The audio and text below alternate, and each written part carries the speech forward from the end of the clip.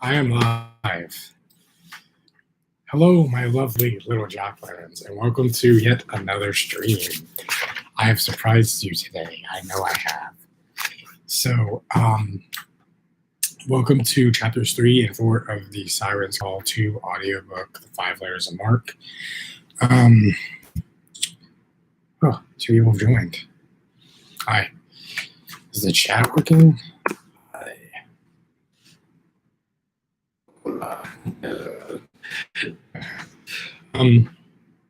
So it'll probably be about an hour or so stream. Yeah, so I've actually took it upon myself to decide to just do streams whenever I want instead of just having a designated day like Saturday, because I think that would just be boring just to do it on one given day. So I just think that just doing a stream whenever I want is sufficient. So from now on, streams will never be on a given day of the week. I'll just do them when I feel like it, pretty much. And just let you know, these Siren's Call live streams, since it's such a long audiobook, we're going to be doing it probably, I would say probably pretty damn, recent, pretty frequently. Probably like two a week, 2 streams a week, 2 or 3 streams a week. So decently long just to get through the audiobook. So if you haven't seen the last stream, which is the introduction and chapters 1 and 2, please go back and listen to that. It's about a 2-hour stream because if you're in the stream and have not listened to those parts, you have no idea what the fuck is happening. So please go back and listen to that. So today is chapters 3 and 4. So it is, February 1680 en route to Denmark. Perfect. I'll read you the titles like last time, and then just let it play through. Is the volume good? You guys can hear me? Okay, cool. Start 1 minute. So,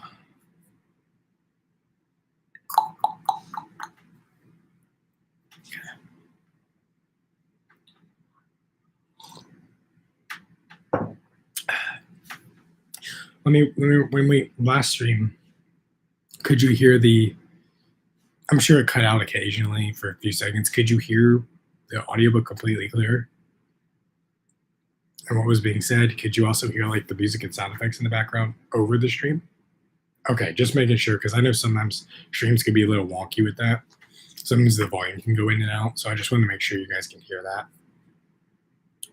Because obviously, since from my computer, I can hear it perfectly fine. It doesn't cut out at all, but maybe over the stream it does occasionally.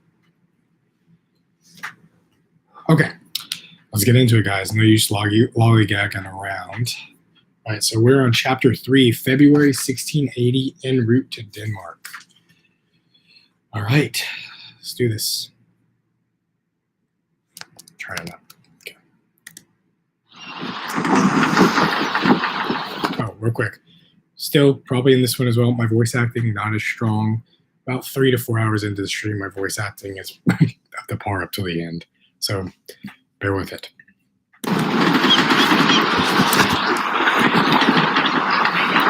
I rested on the rim of the golden bow, peering out to sea with Tim and Daniel at my side. The blue ocean waves churned under the hull, making the wood creak and the red and black sails blow in the mighty wind, pushing us forward. Crewmen balanced on the mainmast high above, tightening the yellow ropes of the giant wooden beams. Men were running around the wooden planks, glazing the cannons. Daniel, again, lit a match to a 20-inch flame that looked like a small heart and fluttered it into his pipe and began smoking the red. Tim turned to me. "You think it's odd Marquis is not really addressed you for killing Leon Peckle?" he asked. Timothy was right. The French captain had not addressed it to me other than that time under the deck after I killed poor Peckle. "Oi, he hasn't. Maybe he saw that nasty French cannon prop a lousy drunk." I snickered to myself. Timothy shrugged and continued to peer out to the ocean blue. I gazed up towards the big black wooden wheel being steered port side and felt a sway under my leathery boots as the blue waves crashed under her rusty underhull. Marquis stood by the helmsman, guarding the boat southward east longitude. His toucan feathers at the top of his blue monmouth captain cap swayed in the breeze of the ocean waters. He aimed his spyglass out towards the west, closing his left eye and moving the giant golden slender metal contraption to the right, sweeping across the waves. He frowned, snapped it closed, and handed it back to the helmsman. As I watched the French captain, something quite spectacular formed inside my brain about Marquis. He didn't seem moved by me murdering Leon in front of everyone below the deck. I met his eyes from the rim of the ship all the way up to the wing. We stared at each other for a time. Grey into blue. To bring up the circumstances of previous situations that occurred. Suddenly, a sword smacked into the side of the ship next to my arm, missing my hand by inches. I leapt back in fear, as Daniel and Tim jumped back to the left, me jumping back on the right. I spun around to see a man aiming a long cutlass at me with a red metal hilt. He gripped the hilt tightly, the long sword curving at the end. A few crewmen stopped working the deck to watch this unfold. Even Marquis left his charts to peer down from up the wheel at this commotion. I put my hands up to my head like I was being arrested to the noose. The man was closer to Daniel's stature, with big beefy arms, a thick torso, long black hair that ruffled down to his neck, and no facial hair. He had green eyes peering into my blue. He had the look of true anger and death in his face. His arms were pulsing, rippling, blue veins in the hot sun as the ship churned into the waves. The red sails caught the wind. "What is this?" I blurted out in astonishment. The man gripped the sword, getting closer to my chest. Daniel and Tim stood behind me, not moving. "Speak, sailor! What is your name?" I shouted as I peered to the wheelhouse, Marquis eyeing both of us. "Philippe Pickle, brother to Leon Pickle. My brother who you killed," he growled. "That was your brother?" I asked. "'Twas me, your kin, who you killed. You shall pay for this." Philippe shouted at the top of his lungs. The man slung his blade downward towards my chest. I leapt to the sword, stumbling to my butt. The sword smacked into the wood. Leon's brother heaved, yanking the blade back to his hand. I quickly stood up. He swept again, but this time I evaded to the right, making him fly through the air from a slash. The blade swished through the air, barely missing my left arm. Felipe, filled with fury, turned back to face me. Stay still, little rabbit," he wheezed. "Gotta catch me first, mate." I grinned as Daniel and Tim guffawed out loud, making some of the crew giggle, and I even saw a twinge of laughter in the captain's eye. The French sailor, stricken with the loss of his brother, leapt forward, aiming his cutlass at my heart. I smacked and jumped back, making old Felipe tumble to the ground. He face planted on the deck and rolled to his side, full of anger. He hopped up and whacked again, but I jumped out of the way. Felipe kept swinging away and he kept missing me again. The reason I was easily dodging his blows was simple. I was timing his swipe. And I am just enough of a skilled swordsman to know what type of blow he's going to deliver. From an upright cut to a side cut to a backhanded cutthroat or a jab. Sadly, my luck ran out. He backed me up to the mainmast, my back smacking the ropes. I peered above me to see the sailors on the beams gazing down at the sword brawl. The red sails pushed fast in blowing whistle wind, my back up against the wooden beam, and Felipe closing in on me with a sword. I grinned, reaching for my sword. Unfortunately, my sword was not in my seat. I then remembered I left it by my bedside in the cabinet, for I did not expect to encounter a heated sword fight this day. My heart dropped, seeing Felipe raise the sword high above his head. "For Leon, vive la resistance!" The hot throbbing man cried in fury. "Henry, my blade!" Daniel hurried, pulling his long sword from his leather belt.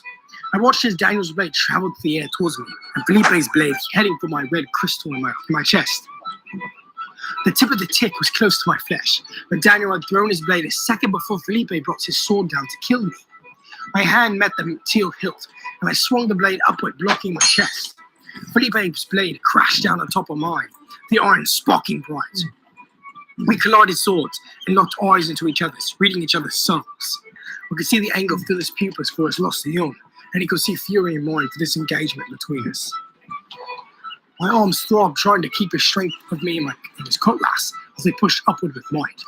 The crew shouted in awe at this. Daniel and Tim watching to my left, Daniel smoking a pipe calmly, pointed the tip of his smoke stick at me. "Hack his balls off," he cackled. I gazed down and his feet spread apart. I grinned slightly under the hem of my hilt at the Frenchman. "You know something about an Englishman?"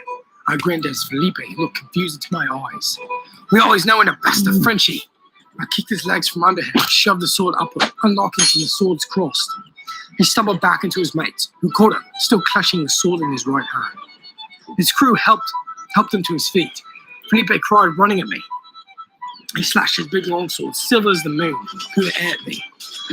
I quickly put my sword up and parried it to the left. We paced back and forth, clicking swords together with the metal clink, left, right. He jabbed to my stomach.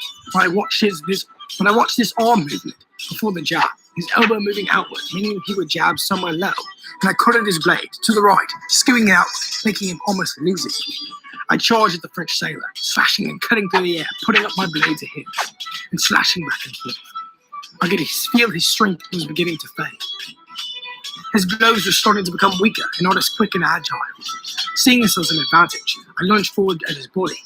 He tried to put up his blade to block my left swipe, but he failed. I knocked his blade from his hand, it crying to the right. He stumbled back and I kicked his stomach with my boot, making him fall to his back. I stood over him, gripping the sword in my right hand. Felipe put his hands up as if he was going to protect himself. "Please, I beg you, good sir, do not kill me." I lowered my blade to my side. I peered up at Marquis, who was watching this ordeal sternly perform on his top deck. His hat tipped downward, covering most of his face over the cold wind. I laughed and tossed down his blade, and he slid it back in place. I reached out my hand at Felipe. He gazed at it confused. "You're going to spare me?" "Of course. Why would I kill you?" I laughed. But you killed my brother Leon," Felipe stuttered. "Yes, because he deserved it. He was raping a poor 14-year-old girl, Felipe," I said sadly. His expression grew more tense, but not for me, but for his brother.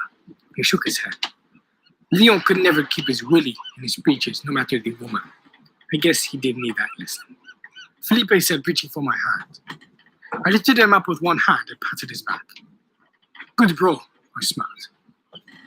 "What the upon that? Maybe you could teach me some of those moves, Englishman," he laughed. "Aye," I nodded. I turned my back, but I heard Marquis tap his fingers on the helm. On the contrary, he trailed off, stepping down from the wheel and walked up to the deck. The whole crew started to back up to give him way.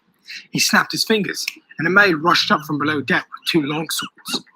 On a purple silk blanket lay 2 very long, narrow, jagged blades, made of steel which is held by a grip wrapped in low-cost jade green salmon leather.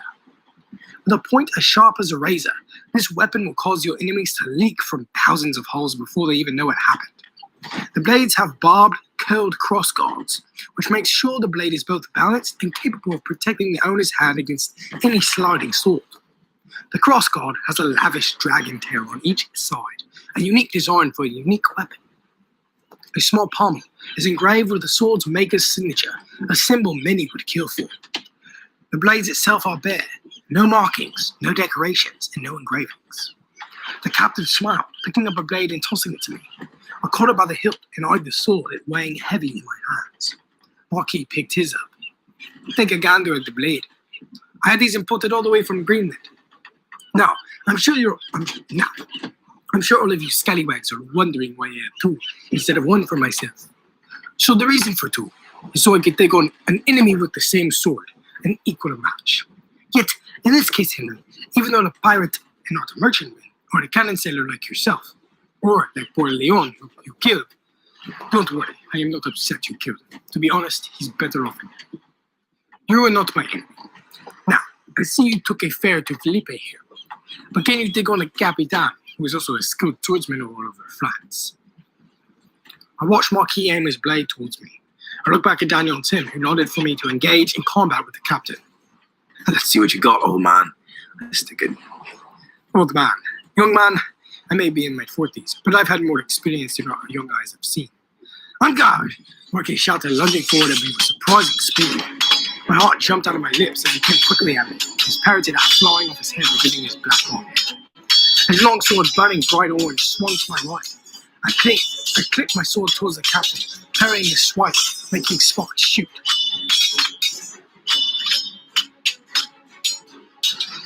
The crew cheered in French, yelling, "Coupe sa bite!" Cut off his dick. Or, "Frappez son Strike his stupid sword, Captain. siempre estúpida, capitane. Since they yelled in French and I couldn't understand, and my Daniel and Tim yelled the captain to distract them as I desperately tried to block his swipes. Marky was very skilled in his craft of sword, as I desperately tried to block his swipes. Marky was very skilled in his craft of sword. And being in his mid-40s, almost up to being 50 years old, his parries and upcuts and blocking were so and strong, and I was having trouble knocking my sword. Every time the swords clashed together, he shoved me backward with the force of an upward cut, making my head dizzy. He slung his sword upwards toward my belly, while I leapt backwards and brought my sword down and swiped upward, blocking its cut. Slice off his parrot feathers off his pretty coats, Tim cried. Yeah, keep him in the penis. Daniel stated. I laughed slightly, but I couldn't laugh for long. I was losing breath and getting fatigued. My arms were aching, and my movements became like Felipe's earlier. I tried so hard to block his uppercuts and side cuts, but just gnawing them away with clinks of metal swords. I watched Marquis' arms move with such strength I couldn't keep up. My heart beat in race as I tried to keep it up, carrying his hits. The French captain backed me up to the shoulder of the ship, and then back at the rim as he ran at me. He slung his sword at my head, and I raised my sword, but the captain knocked it free from my hand. My sword clattered to the ground. Marquis brought his blade down and stopped just on my neck. I could feel the razors tickling my skin. The whole crew cheered for the captain. We huffed and puffed with heavy breath and sweat dripping up from the fast moves. He laughed and backed up, putting the sword in his seat. He walked over and picked it up and handed me my hilt and the sword. Keep it. Think of it as a gift. You're a very good sword fighter, Henry Hardstone. But it looks like you've been beaten by an old man. He snickered. Now, I will retire for a glass of red wine. See you gents tonight for the meal. My heart raced, watching the Frenchman walk away towards the underdeck. I looked at Daniel and Tim, who were shocked as was I. Marquis was a very skilled swordsman indeed. Fair play! I laughed after him, and he waved his hand, smiling back at me. I grinned to myself, knowing this French captain was a good swordsman and a good man indeed.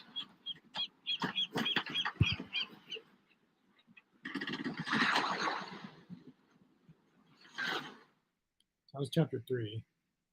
It was a bit shorter, obviously. It was only like 20 minutes. But did you like that one?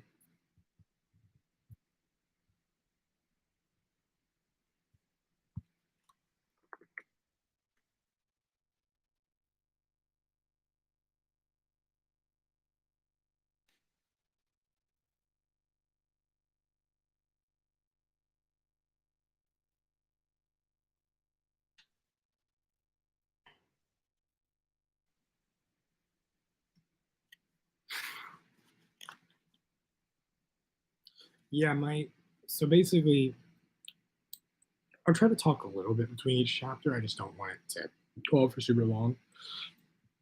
Basically, the part in the story where they're on the ship for a long time, for multiple months. The reason it's so long, and I built it up, was I wanted to build the relationship between Henry, Daniel, Tim, and Marquis. So I won't obviously spoil the rest of the story and what happens, but for later in the story, he comes through for them because he knows them more well than he would just staying a month on the ship. And then also I just wanted to kind of just do life on the ship before just going into like a town and just continuing the story. Because I didn't want to just be like, there's like 2 chapters on the ship and then it's just like, that's it. I wanted to do like at least 10 or something. I think there's about 7 to 10 chapters while they're on the ship. But I just wanted to make it decently long, just to like build the world and build the relationships with the characters and the crew. I know in the second book, I typically didn't introduce a lot of the crewmates of Marquis' crew. There's some that are shown a bit more than others, but in the third book, I will make a lot of the crew more main characters than just kind of like side characters, just kind of like they're there occasionally. Part of it was I didn't do it out of laziness. I just wanted to focus more on the main character story than just like including other like side characters. But definitely in the third one and in the future series and the series itself, I will include more side characters that are going to be more relevant. But yeah, that was a sword fight between him and the captain. He was testing his skill. And obviously, Marquis is a better swordsman than Henry, which is ironic because Henry's been doing it longer. So yeah. Yeah, it's a very, very long story. I mean, 19 hours is a long fucking time, and 790 pages is a long book. But I wanted to just build it up. Yeah. So the chapters and the way we do the streams will change as we get further in the story because the chapter style changes throughout the story. So for a while, probably about I would say 9-ish hours into the audiobook, it's kind of consistently the same. Like there's like it'll be, the chapters are, we'll do a couple chapters, but once we hit Spain, we'll do one chapter a piece for each section they go to because that each chapter for that is fucking long. So just like the Spain chapter will take like an hour. So I'll explain it later in later streams, but it will definitely, the style of the streams will change because the style of the audiobook and the book itself changes. So like for example, like when they're in the Dutch colony, there's a bunch of chapters that are decently short, so we'll probably listen to a bunch of chapters in one stream.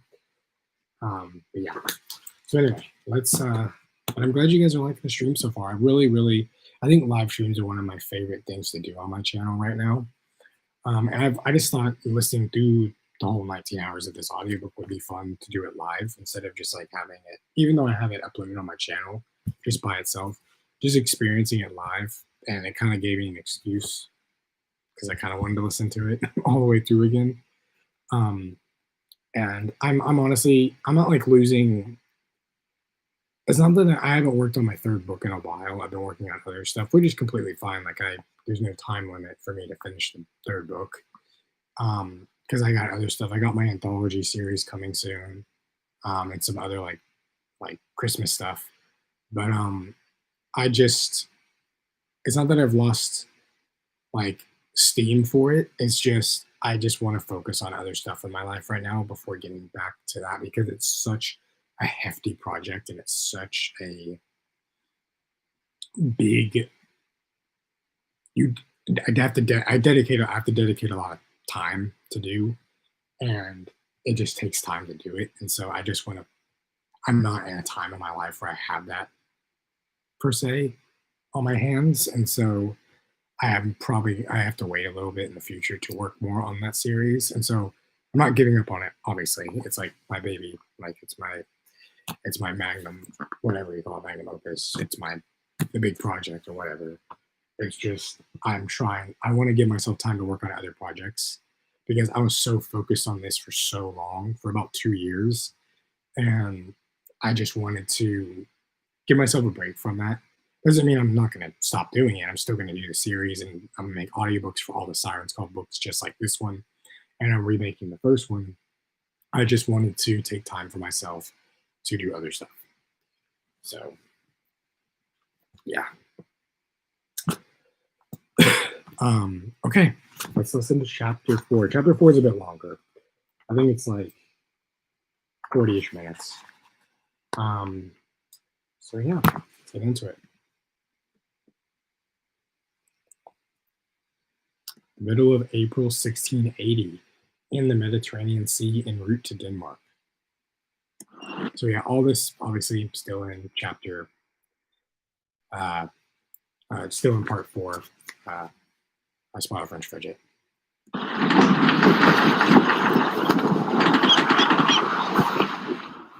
Our sailing trip was taking a lot longer than what we expected, yet I didn't mind it. I was enjoying this trip on this French ship with my 2 mates, and the crew has taken a liking to us, and even the slave women mainly to Tim and Daniel. They were filled with many nights of fucking, locking men, yet my heart will never betray my love for Peter. Tim and Daniel were asleep in our cabin, snoring away. I, however, was not sleepy one bit, and wanted some air of the salty sea. I was gazing out of the blue from the right side of the ship until Marquis placed his hands on my shoulders. "Henry, what are your 2 mates?" He giggled. Today Marquis wore a blue shirt and over that was a purple wool coat. The same parrot's feathered hat sat on top of his head. His black beard was clearly gone, and his face clean-shaven except for his 2 little black twigs under his nose. His brown pants were rowed above his ankles, and his boots were strapped tight to his feet. The hot wind blew sideways against our faces as the golden bow hoisted forward in the ocean waves. They are snoring away below deck in our quarters. Why, you ask? I said, jerking a thumb towards the lower deck entrance. Oh, they're asleep. Well, I thought that man Daniel could stay awake for anything, but the hour, I guess, has gotten to him, hasn't it? Marky laughed. I guess so. Marky swung his left arm around my neck. I've been seeing your young friend Timothy fondling that girl, the slave girl. You love her? Yes, he does, I said. Well, when you run into him, tell him he can have her. She's his. Marky smiled. Really? I questioned. Oui. I have plenty other document to stop me off. Marky laughed. Well, the young man will be jumping from the ship's cabin walls at this news. I said, smiling. Glad to hear it. Now, follow me. I want to show you something. Marky grinned and directed me towards the tip of the bow. As he followed the French captain, I grinned under my blue cap. My long brown hair kept under it from my face. I was becoming fond of this captain, and he oddly reminded me of Captain Samuel. Besides the greed part that Captain Samuel had as an emotion. He was a good man and a good captain, and I appreciated it, and I appreciated his helping us to Denmark. I trailed behind him, his purple coat blowing in the wind. He took it off and hooked it to an iron hook on the main mast, revealing a baggy blue shirt. I gazed behind him to see some of the French sailors in white caps and red shirts, loading the cannons. The sailors were glazing it with oil, covering it up and down with butter. The golden dairy shined on the black iron. The sailors were sliding the big black bowls into the contraption and shoving it deeper down the hull with long rods. The rope view sat on the back round of the cannon. Boxes of black cannonballs were piled up next to the cannons. Why are you loading the cannons? I asked the captain. For sport, young man, he smiled. Sport? I asked. We load the cannons and see who can fire the furthest ball. Whoever gets the furthest out of the 4 cannons fired, they get a shot of cold wine that goes to the crew, barrels of it. They cheered as the whole crew yelled happily to the wine to be won. I began to understand that Marquis was a man of game, and he played fair and true. I liked it. I liked this captain very much. Watch these sailors fire these 2, and then me and you will fire the last 2 against each other. Sounds wonderful, I laughed. I watched 2 sailors jog up from the far side of the deck. Each had a hand on a barrel full of lantern oil. The mucky, smelly oil was brown and yellow, a mixture of both in the wood. They set the barrel next to the 4 cannons, aimed them out toward the blue, and loaded. The 2 sailors, gripping the first 2 cannons closest to me, walked over and dipped the wooden rod with a flammable rope-tipped fuse into the barrel of oil. They swirled it around and pulled it out of the oil as it drizzled down from the rod. They took their positions. The first sailor took his, sitting behind the cannon. All right, gentlemen. The 2 of you, one at a time, fire the cannon. Last year, someone fired about 30 nauticals out east. Furthest I've ever seen in a very long time. No one has been able to beat it since that year. See if you 2 men beat it and you'll get a barrel of wine. Marky cheered. The first sailor pulled out a small red matchbox. He flicked the match as it caught orange flame. He aimed it at the tip of the rod and it sizzled hot. He put it on the cannon fuse and the red flame caught it. The rope fuse sped down at the end of the cannon. Once the fuse reached its end, the cannon choked backwards as I covered my ears as did everyone else. The cannon echoed a loud explosive ring out into the world, and a gulf of flames and black smoke escaped the barrel. As my ears still rang, I watched the black ball sail through the air and plop into the water with a big splash. The crew yelped and cheered for their friend who waved happily to them. Marky scoffed. Oh, Jacques, only 16 nauticals out. Better look next time. Jacques frowned and joined his mates. That cheered him on. The second sailor was next, who did the same as Jacques. Lift the rod and put it at the fuse and lit it till it sizzled to the end. I watched the black cannon explode with a bang and echo through the waters. The ball shot out and splashed further than the other sailor. 20 nauticals out. Well done. Well, since none of you have bit 30 nauticals, you still get a barrel of wine anyway. Marky smiled, cheering his crew. The crewmen rushed down the decks to get the wine on a hot day. I turned to the captain. You still give them the wine even though they lost the play. Indeed, Henry. You see, I believe in treating my crewmen well and to make sure I give them the same respect they give me. He smiled. I was going to give it to them anyway, since they have swabbed the deck clean as a shark's do. Marky was right. The entire ship was probably the cleanest I'd ever seen a ship, to be honest. The decks were waxed with soap and sparkling clean. The sails had no tatters. They blew proud and true in the wind, pushing the ship for the port we were soon to be for. The ropes tied down to the sides and under the mainmast. The Deltaron was not nearly this swamped. He there over. Seeing I beat you in swordplay 2 months ago, why don't we see you can best each other in cannon fire? Marky grinned. Aye, Captain, let's see. I smiled, walking over to a cannon that needed to be loaded. I looked at the box full of black balls and picked it up. I gripped the slick iron bar, and it was as heavy as when my balls drop on hot days sometimes. I carefully carried it, gripping it in both my hands, and trotted over to the cannon aimed up at the deep.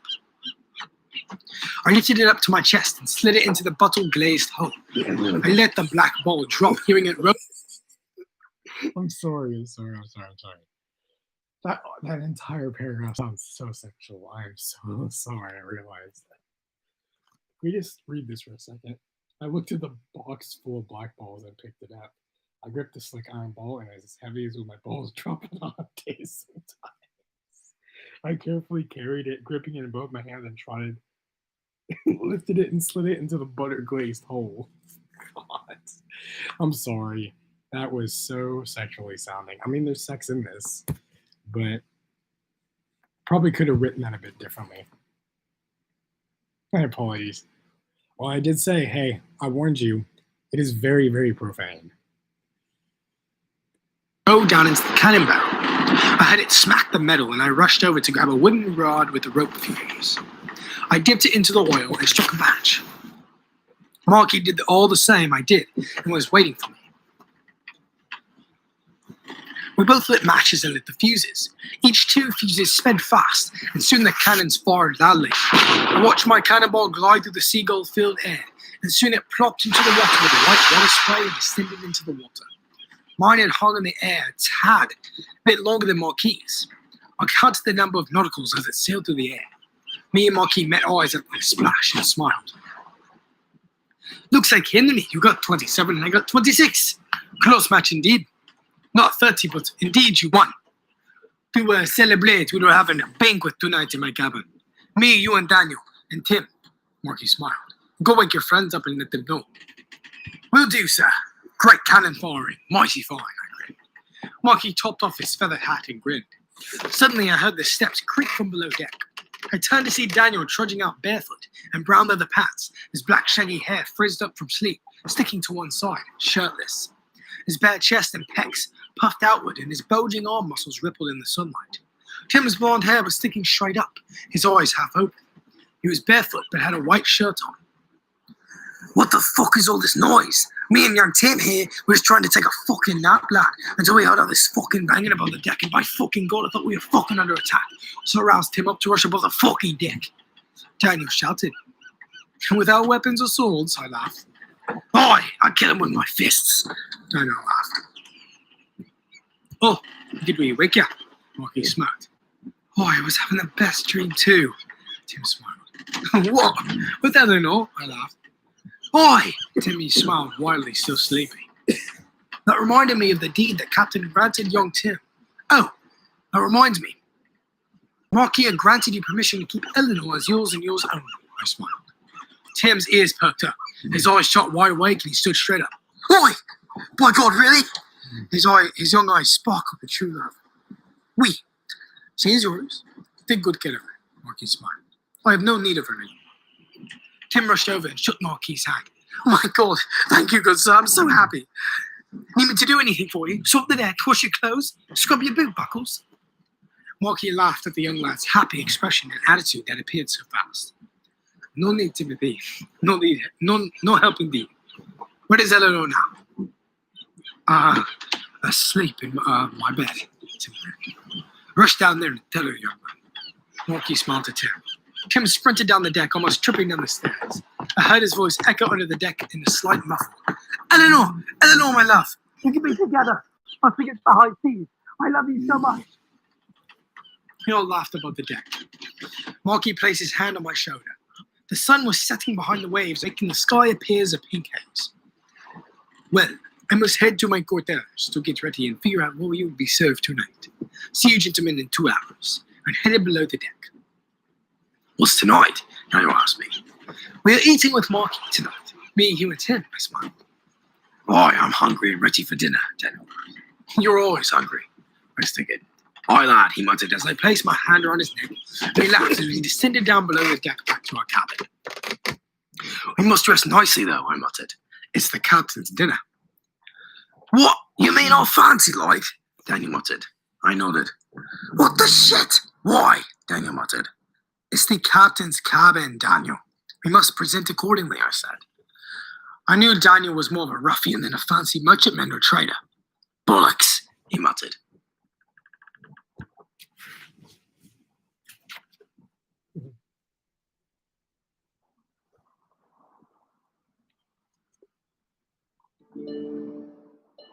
That night I got dressed in the finest of cloth. I wore a very long-sleeved lavender silky jacket that covers my groin and is half buttoned up at the center. The sleeves of my jacket were quite wide and they reached down to well below my wrists, and they're decorated with a single thread lining from top to bottom.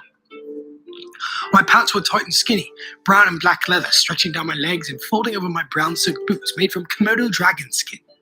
Inside my light lavender jacket, I wore a white ruffled-up shirt. My long brown hair was in a bun at the back of my head. Daniel was looking quite fancy indeed. He wore a blood-red ruffly shirt and over that a short black trench coat.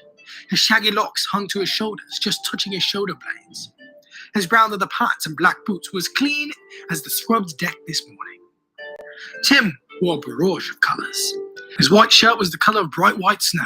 His blue cloth of pants were long on his legs, and his black boots were strapped tight to his feet, and he had no jacket on.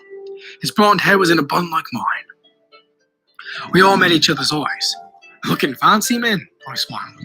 Aye, this is quite the outfit I have on, and I might say I don't look too shabby.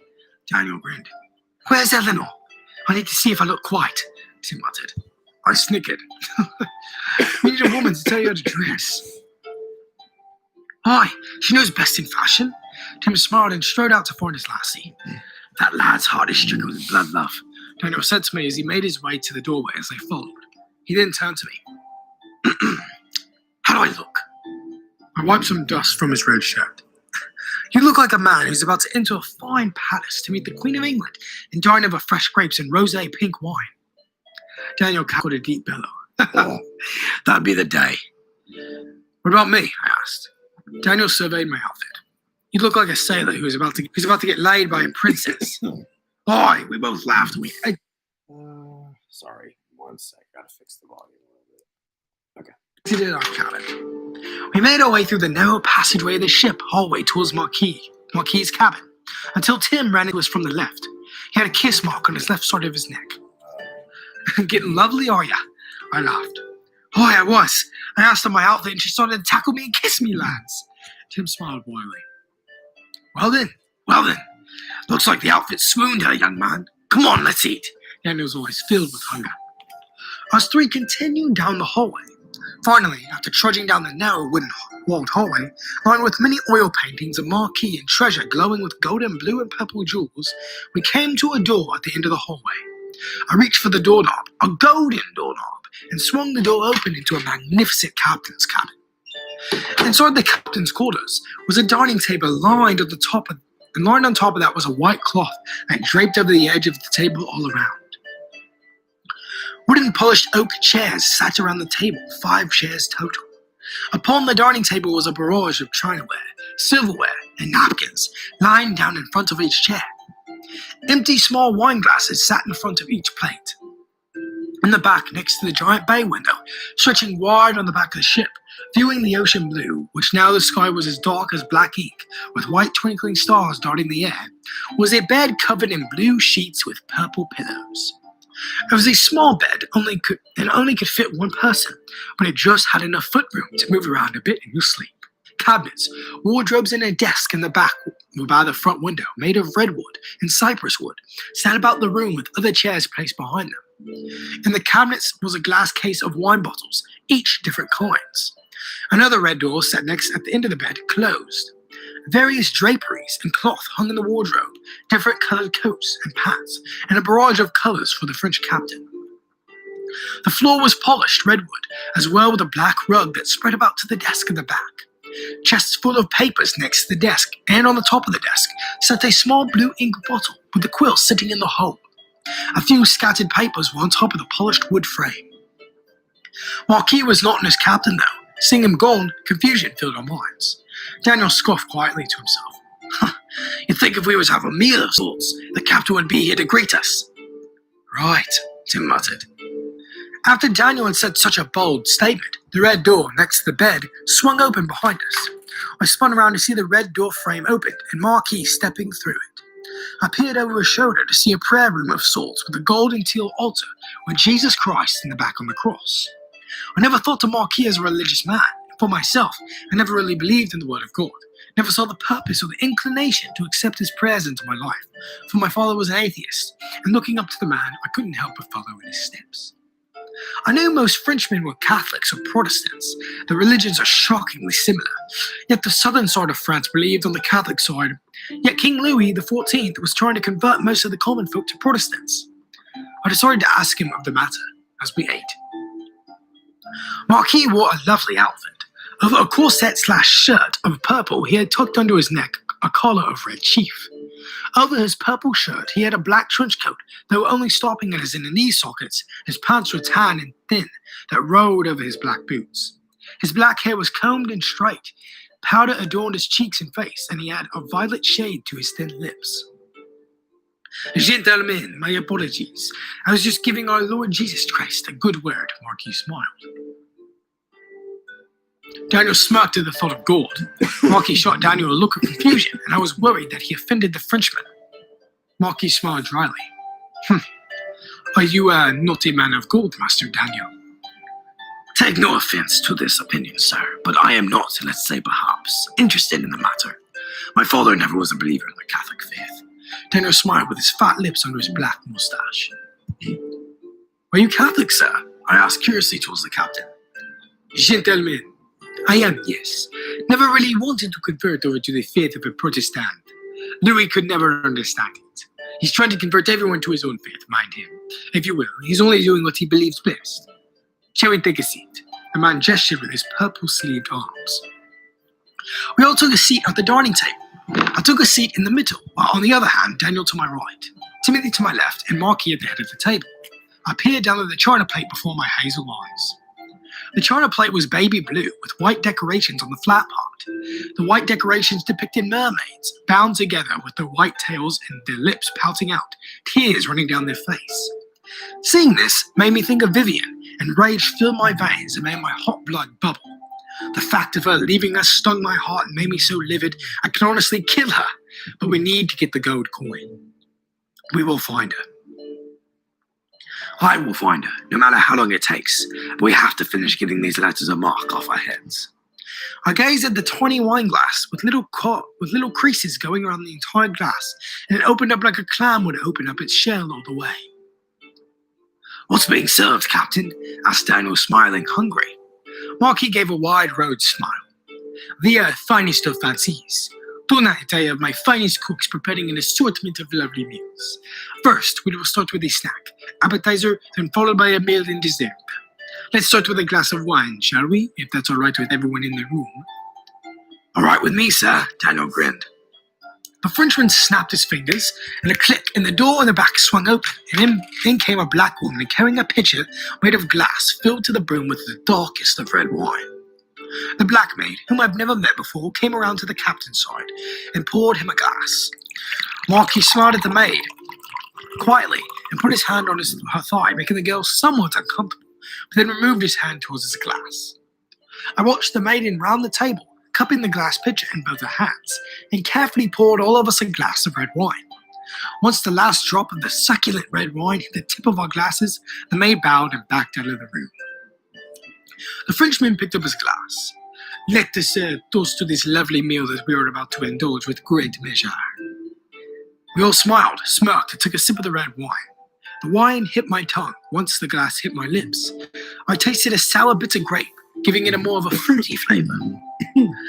This is a Pinot Noir, usually picked and brewed in the south of France. But this exquisite bottle comes all the way from Versailles.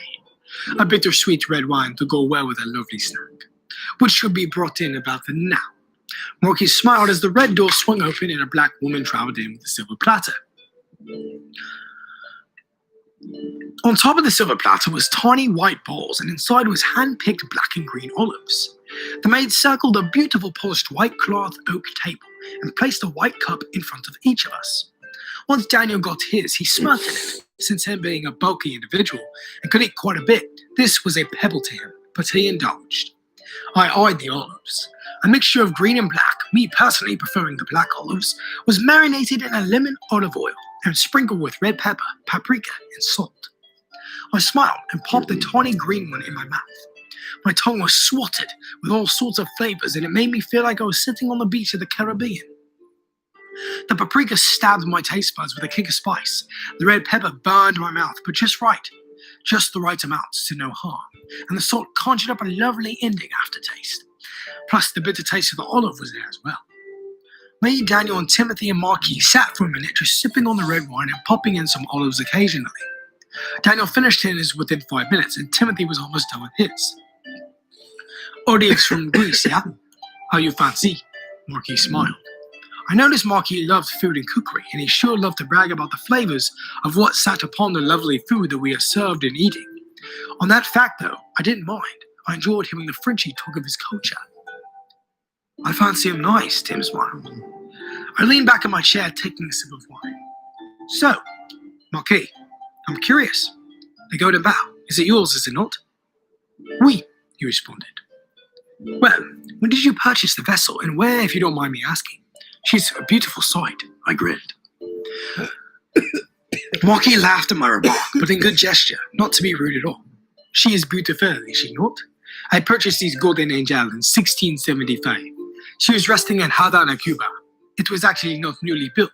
From what I heard, it was made in 1649, so she's been around for a time. A good friend of mine, a lovely man in fact, gave it to me. I've known him for a few years during the English and Dutch War back in the 1650s, and we did the civil rights in the courts during the war together. It was his for a while, and then he got a new ship, so he passed it on to me. You know what it's called, the Golden Bough? It's simple. Her bow is golden. He shouted as we laughed. So, this man, who is he? A Spaniard? Tim questioned. Cuban. He is a trusted friend of mine and a good man and sailor. He sails along the Mediterranean mostly, searching for enemy ships to report back to Cuba and to claim their prize. We are near him most likely, and most likely we will spot him. He loves sweets, got a real sweet tooth as I do, Marquis smiled. I like this Cuban, Daniel grinned. Hopefully we will run into him. I haven't seen him in a few years, Marquis noted. I slipped the last few black olives, getting the last taste of salt in my mouth, and bit into it, rubbing my teeth on the olive pit, and spit it back into the small cup and chewed the black olive flesh. Tim did the same as me. Daniel aimed his finger at Marquis. You said you were a member of Versailles for a time, yes? Daniel wondered. Marquis' expression grew a little more somber. Oui, I was. Were you in the presence of Louis XIV? Timothy asked, amazed. Oui, I was. He spoke as the appetizer entered the room. And on that note, let's have a little short appetizer before we embark into the real meal. After it's served, I will tell you all about my life and my time at Versailles. I watched 3 maids come into the dining captain's cabin.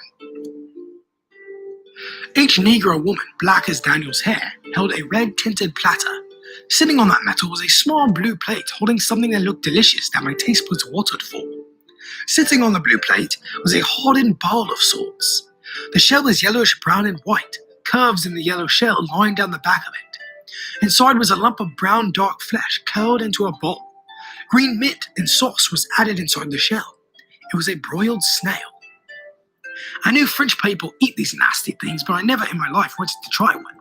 It's meant to be on the ground. Marquis grinned happily.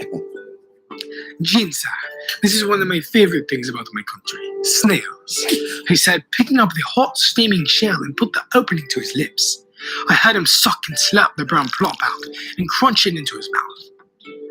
I almost gagged, but I knew we had to eat it in good courtesy. Marquis began hitting the 5 of the snails off on his plate. Daniel eyed the pest. You want us to eat that? He scoffed. Marquis stopped eating and I elbowed him. Marquis smirked. Now, I know it's not what your English folk tend to like, but give it a taste. Timothy was the first to try it. He ate it, held it in his throat, but his scowl broke into a grin. My God, lads, this is amazing! He laughed and began eating more. Marky laughed, taking another shell. I shrugged and picked it up, which the shell felt warm in my hands. It was hard, rough, and felt like a hollow rock. I put the warm shell to my mouth and sucked in air. The brown bean shot into my mouth with an alarming speed, and the green liquid curdled in my mouth. I bit into the flesh. My expression faded from disgust to curiosity. It was a peculiar taste, in fact. I couldn't quite point it, but the meat was a wonderful adder. Daniel, seeing me eat the snail, sighed and forcefully stuffed it into his mouth. He then smiled and screamed, I was wrong, Frenchman. It's quite lovely, smiling with pieces of snail between his teeth. As Marky finished off his snails and went for his almost empty red wine glass for a sip, I re-asked him, You said before you would tell us about Versailles. Marky sipped and finished off his wine. Oui. Well, since you are aboard my ship, it is only fair in favor that you know who you are sailing with, but you must do the same as well. So, I was born in 1635 in a small French village known as Colmar, north from Paris. My father was a winemaker and cobbler. He worked day and night creating that wine and growing his vineyards out on the fields. He was a proud wine connoisseur and a good man at that. Raised me right, you know. That's why I love wine and cookery as much as I banter about, because my father was a cooker and a winemaker. He taught me to enjoy food and wine in moderation and to not go wild. Did he have his own winery? I asked. Oui, he did. He was proud of it. Vin de recuerdo, he laughed. Means wine is great. All the French people know wine is the gold nectar, as if sucking from the tit of Jesus Christ himself, and that the wine spews from his nipples. Marky laughed. Does I throw from his willy? Tyler laughed. I wouldn't be shocked, Marky smirked. As I was saying, my mother was a housemaid, raising me when my father went off to work. But most of the time I wanted to follow my father. Once I got to the age of 23, I took my first job as a shoemaker, cobbling shoes for folk. I worked that for a few years, and then the Dutch and English War broke out from 1654 to 1663, and I had to attend to the court means instead of combat on the seas. I wanted to go to combat, but my mother refused. That's where I met the Cuban, Hernandez Jose Carlos Ricardo Cortez, a lovely man and a fan of art. We conversed over wine and means of the war and dealt with some cases together. Once at it, he gave me his ship, and I departed for the African coast in search of gold along the shores. Now, I am here since. We all stared at him. That's quite a tale, Tim said. But what about Versailles? The captain's eyes widened. Oh, yes. Wine must be getting to my head. Speaking of wine, I want the white. Maid, a Chardonnay de Blanc, he screamed in his French accent. A maid in a white dress quickly came in with a bottle of white wine. She popped the cork and poured us all a white wine. I quickly sipped on this one, for it was sweet like honey. As she poured the captain a glass, he placed his hand on her buttocks, left cheek, and whispered quietly, Merci de faire cela, l'amour du vin. Après cela, je vais vous répondre et vous lever chaté. And she knew what was happening. Me and Tim exchanged looks, but Daniel raised an eyebrow and scoffed and laughed. Marky met Daniel's eyes, and they both laughed together. Marky squeezed her ass, and then playfully shoved her back, and she exited the room. What did you say, Timothy asked. Oh, I just thanked her for the wine and granted her a wish tonight from me, Marky smiled. What wish? I asked.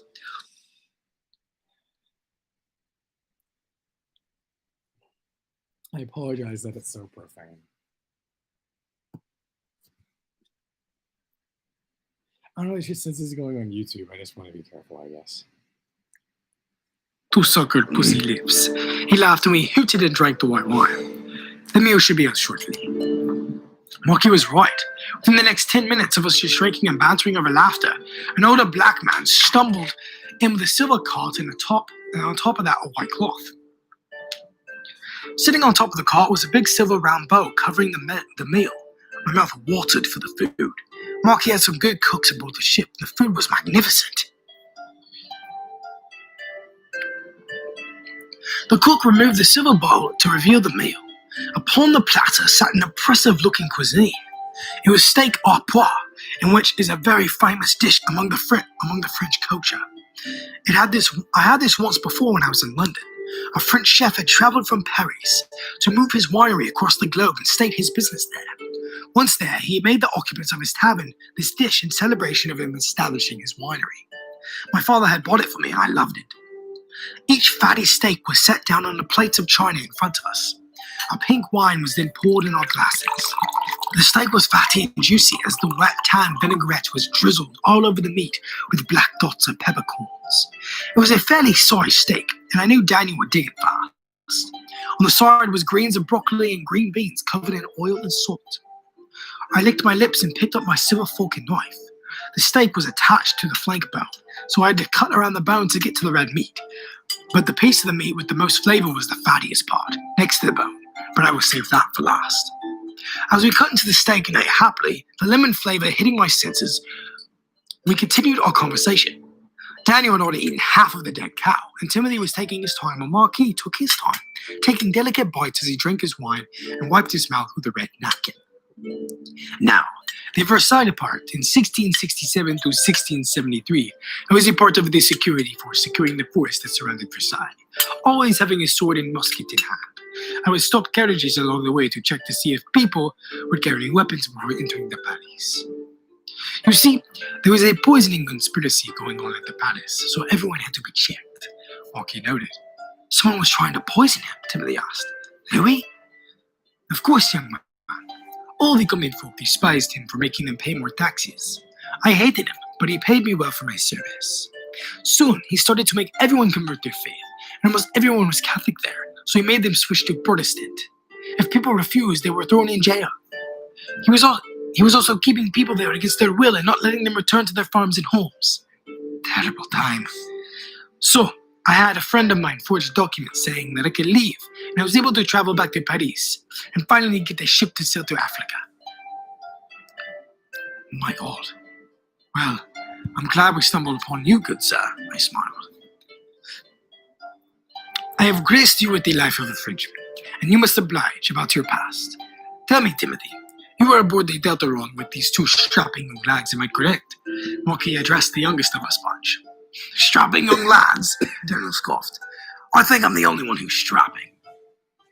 Perhaps, but young Timothy here has gone to a woman, and perhaps Henry, Marquis asked and I nodded. He smiled thinly. Well, Timothy, what were you doing before your sea voyage? Timothy finished chewing a piece of the lovely steak. Sauce dripped down his chin and he wiped it away. I didn't really know Timothy's past life before. Since we were so busy with ship banter and job, we barely had actual time to discuss such matters. I know Daniel's. I've known him since I was 18. Well, I was born in London, England, in a farmhouse, surrounded by horses and chickens. My parents were farmhands. We had a plot of land about 30 acres wide, mainly filled with crops such as wheat and pumpkins. We had horses, chickens, cows, and pigs, fatted them up in the summer and slaughtered them in the winter for food. I just grew up on the farm outside of London in the farmlands with my family. I have a younger sister, who is 17 now, named Teresa. I miss her so very much. We are close, you see. One time, he snickered, making me smile at the young boy. When I was 15, she was 12, we climbed a tall birch tree next to our home. We climbed it so high, 20 feet, lads. He spread his hands up and down to show how tall it was. That tall? Daniel snickered. No, he laughed, but very tall. So we climbed this mass of lumber, yes? And then I slipped, falling off a branch that was loose, breaking my arm. The bone was poked out so far that I thought the whole bone was going to exit my skin. So my sister climbed down, examined it, and then kissed the bone itself. Then she told me not to worry about it and reported it to father. After that, I didn't worry about it and got it fixed. Anyway, sorry for that rant. I just missed my sister. Broken your arm climbing a tree, I laughed. Hi. So I worked with my father on the farm, occasionally going to town to get supplies and materials. Then my father passed when I was 19 from a heart attack.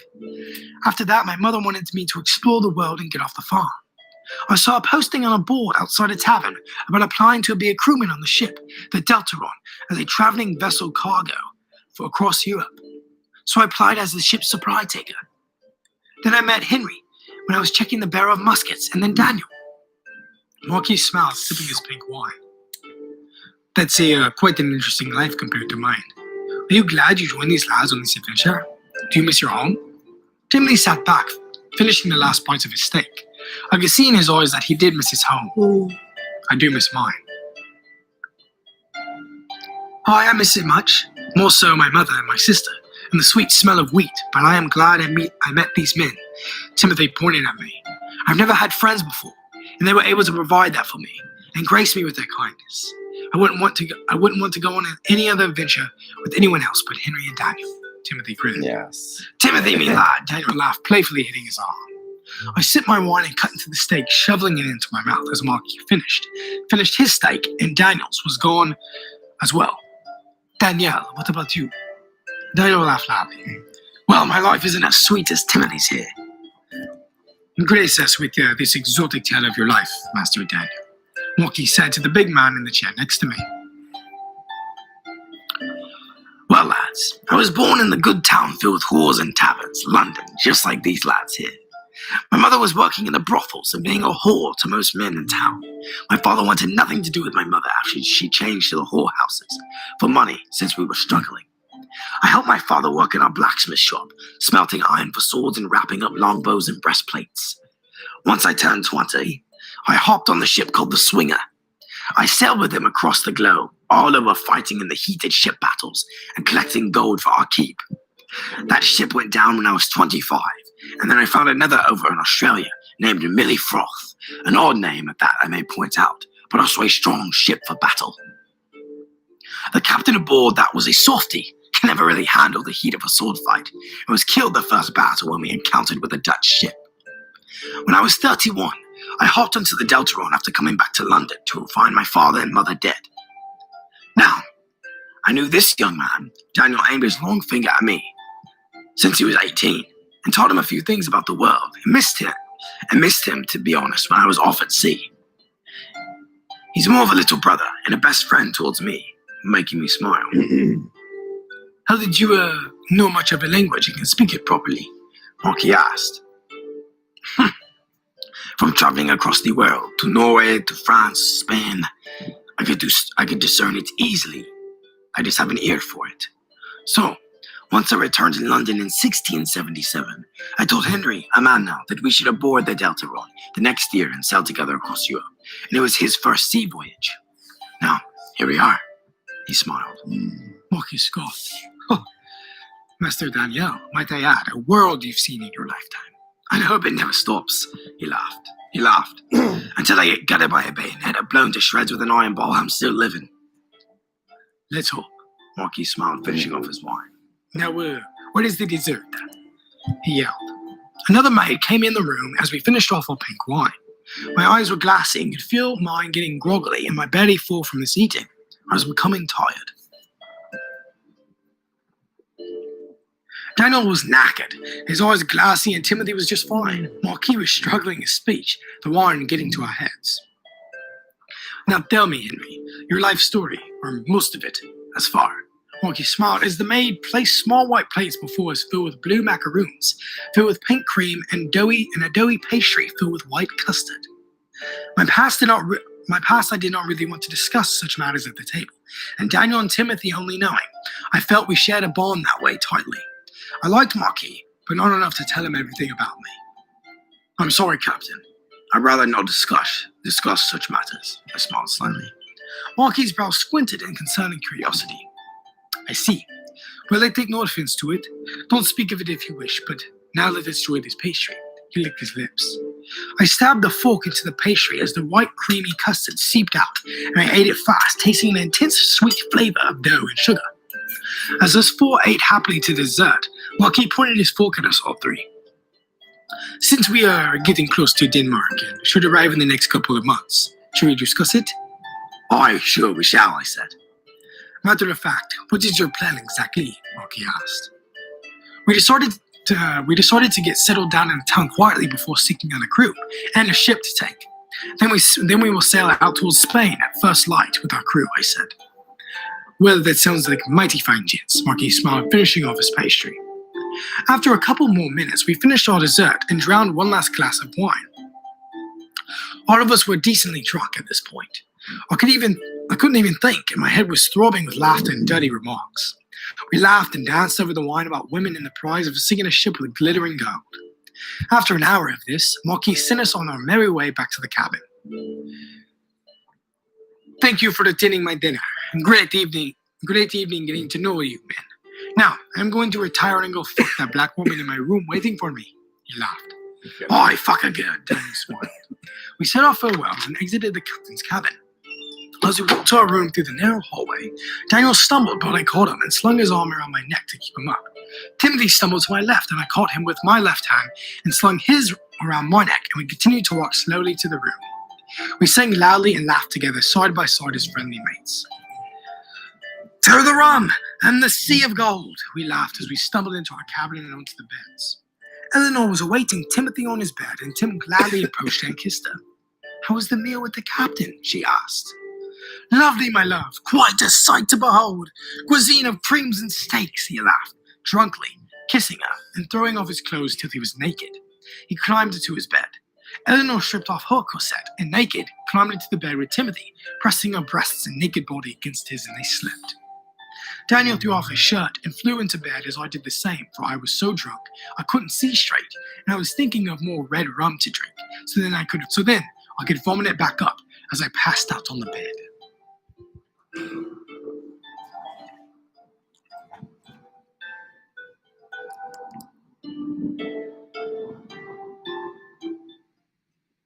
There we go, guys. Chapter 3 and 4. So, what was your favorite part in chapter 3 and favorite part in chapter 4? Or what was your favorite chapter out of those two? Chapter 3 or chapter 4?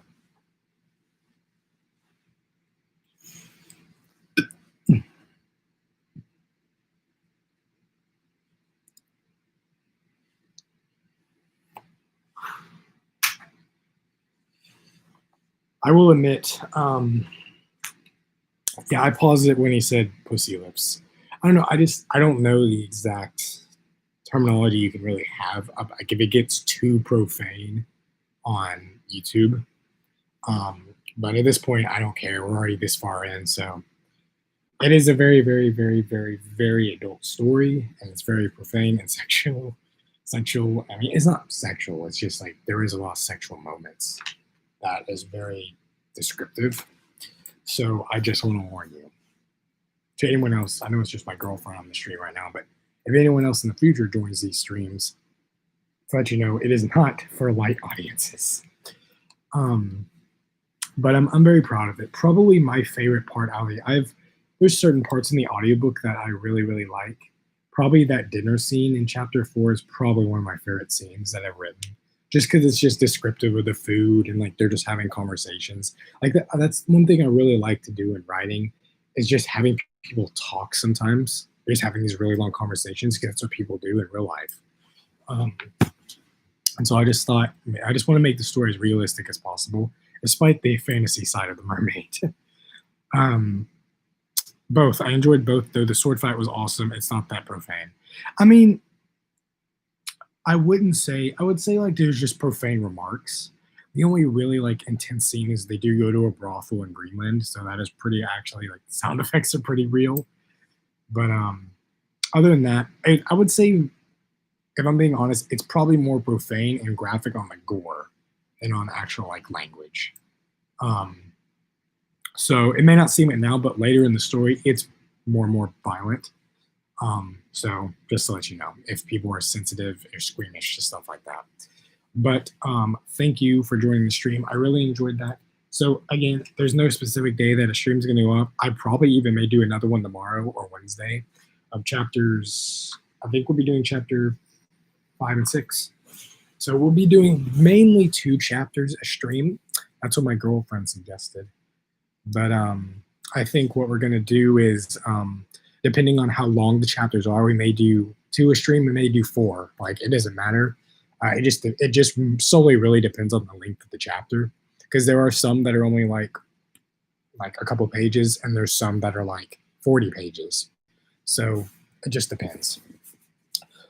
So I probably actually will do another stream tomorrow. I'm honestly just really, really enjoying doing these streams, and so I'm probably gonna schedule one for tomorrow for chapter 5 and 6. So I really, really, really enjoyed that. Thank you for joining the stream once again. Yeah, as we embark into the story of the Siren's Call Act 2, we probably actually will do, once I remaster the first one and get that up on my channel, we'll probably do a live stream for that one as well, just to have it up for the cycle 1 too. So that's way in the future. That's months from now. So that won't be for a while. So we'll just focus on this one. Yes, I know my voice acting. I know I've mentioned before. This will be the last time I mention it. For the first few hours, probably the first 3 hours of the stream, I talk kind of lower than usual later in it because part of it was where I was recording, I had to kind of be quiet, and then also I hadn't done an audiobook in like a year, and so like I was just unsure on my voice acting, so I wasn't strong in it or pretty confident. But don't worry, the voice acting gets very, very, very better for future references in the story. So thank you for joining it. Yes, my favorite part was probably the sword fight and then the dinner scene. I don't know why, I just like scenes like that in books and movies. It's just very peaceful to me. But thank you for joining. I will probably do a stream for the next couple of chapters tomorrow afternoon or tomorrow night, depending on when I have time to do the stream.